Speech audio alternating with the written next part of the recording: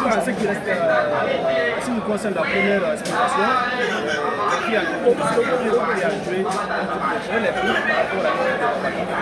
oui, l'équipe de Babata, je pense que mon confrère va vous donner un peu quelques questions parce que par rapport à cette situation de la crise.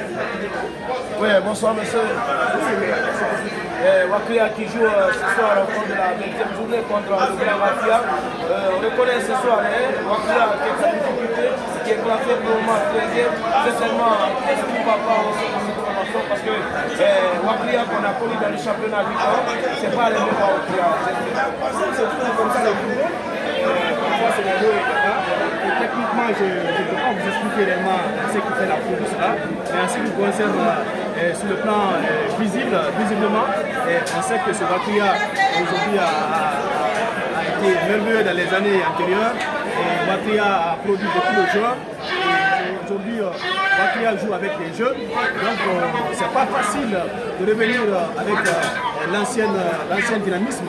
Et si aujourd'hui, Wakria a une difficulté, c'est parce que peut-être ils ont libéré beaucoup de joueurs expérimentés. Mais soyons patients, attendons de voir d'ici la fin de la saison. C'est vrai que cette équipe puisse avoir les moyens pour se maintenir. Mais pour le moment, ce qu'il faut retenir pour ce match, Wakria joue un très beau football.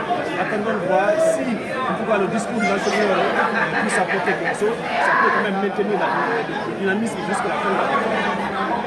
En tout cas, pour quand même retenir ce club en Ligue 1 pour la saison prochaine, il faudrait que Wakria quand même arrive quand même à sortir dans l'ordinaire pour qu'il puisse quand même gagner au moins 3 matchs pour quand même être maintenu dans le championnat Ligue 1, sinon que c'est pas bon. Vous savez, le football, le championnat guinéen n'est pas compliqué. Si tu gagnes un match, 2 matchs, tu te repositionnes bien.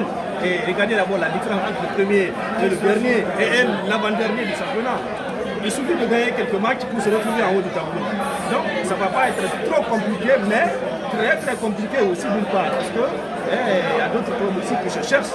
Il y a Soyar Academy qui est vivant, il y a Flamme Olympique qui se cherche, il y a même l'AS Mineure de Sangredi qui se cherche.